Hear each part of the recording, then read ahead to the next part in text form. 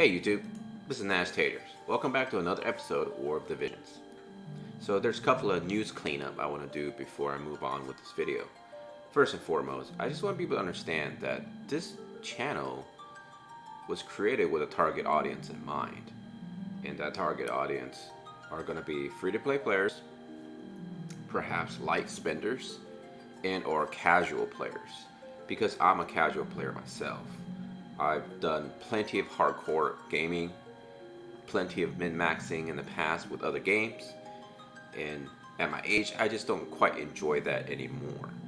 So, with that said, let's talk about the review video for Venera. Now, I know there's some people out there that perhaps disagree with some of my content, but bear in mind, I didn't create this content to reach an audience who are most likely either hardcore players or min-maxers. I understand that community does exist, and I appreciate that community. However, that being said, I choose wisely of the words I use, and I choose wisely the materials that I use for all of my videos. And I use ultima.jp. I welcome everyone to use that website. It is a website in Japanese, but you can definitely Google Translate. And it's a website that I feel like is informative, because there's lots of Japanese players that give their input, and I feel like their outlook on the unit was solid. And the point of that video was to highlight that Venera has a strong weakness, and that weakness is that she is very AP hungry. Now, I did the video simply showcasing some of the basic concepts of her, and the fact that everyone has already collectively agreed in the community that she does need something to improve her AP requirements. So that's why I suggested dual gunner. The other point was that she can be solved of that weakness simply by equipping the Ziza's Trustmaster, which is by far one of the most powerful skill built into that Trustmaster in the game, which allows for regeneration of AP right in the beginning of combat. So I didn't mention that, and that was the thing that I should have, and I apologize for that. But I feel like all my review videos, I really try to showcase equipment and cards and espers that are much easier to obtain for the majority of the masses. I feel like people who spend a lot of money have access to everything in the game, perhaps. And to be honest, why do you even need to look at someone's review videos if you already own everything? And but that's just my opinion, and that's the whole point. This channel is based off mostly my opinions. And I look at other people's opinions, and I make a final assessment, and I release my content. I feel like most people look at videos on YouTube for two reasons. One, for entertainment, or two, for information. And I feel like I kind of highlight entertainment more so than information. And, but that's that. So, moving forward, I hope people understand that I welcome people's input on the information that I release. I may not be correct all the time, but I do release information with care. Alright, I think that's enough to say about that. Let's move forward and onward. So, another note, personal news, this week is my birthday week. And I feel like, over internet, especially in this day and age, there's no real reason to release the actual date of my birthday. But just know that this month is my birthday month, and I'm celebrating it this week by enjoying a different cuisine from a different ethnicity. Today's theme is gonna be Italian. I love Italian food, and so I can't wait to get some really delicious Italian food. But as always, let's go ahead and start with this day's summons. We are gonna be on day 8, and we're getting close. And you can't help but to thank Hiroki. I hope everybody got some really nice units and nice vision cards to add to their repertoire of stuff. But I have a great day. I'm gonna have a great day, I know, because I slept pretty good last night. It's been getting harder and harder to sleep well, I'll be honest though. This is gonna be a terrible, terrible pull.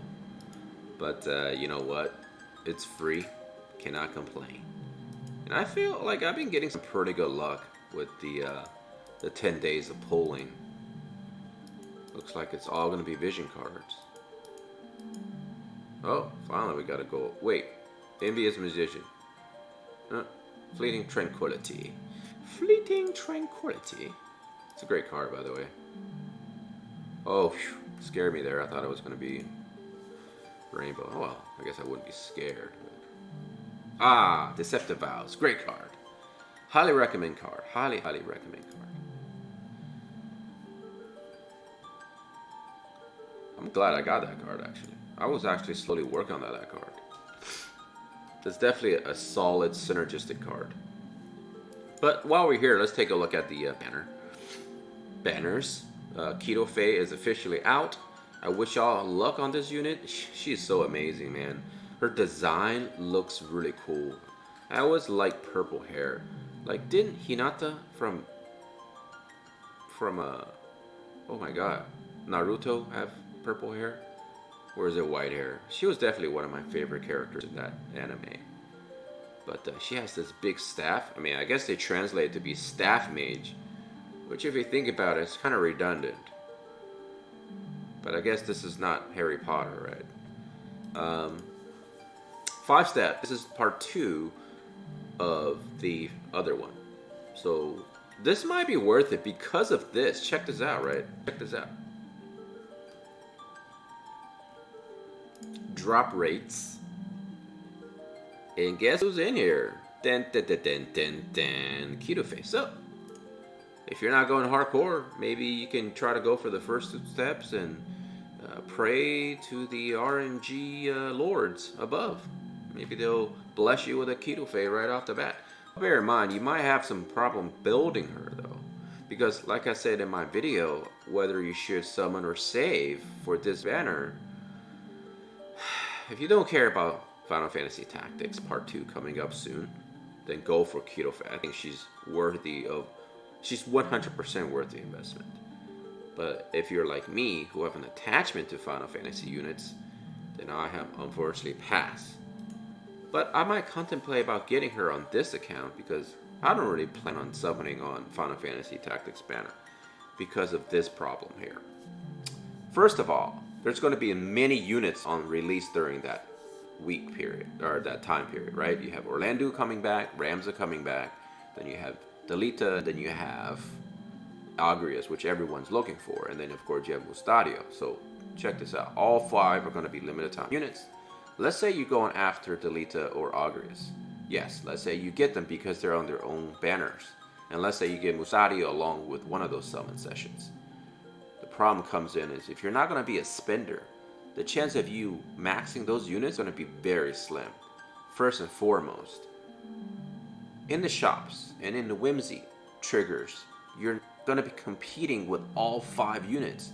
On top of it, they're going to probably have another feature unit in their normal banners. Therefore, you might have upwards to 8 different units that's going to be potentially you're competing for in those slots. Now, unless the companies make a change in that sense, because I know people are complaining about the current situation with Warrior of Light not showing up as often, that's going to be a problem, even for light spenders, such as myself on my main account, because I might have to spend some cash to finish one of those units that I obtained, or maybe 2 units, right? And I'm still looking forward to actually finishing Ramza. So that's going to be a major headache. No amount of gems is going to really matter in terms of free gems, because there's only so many things you can obtain.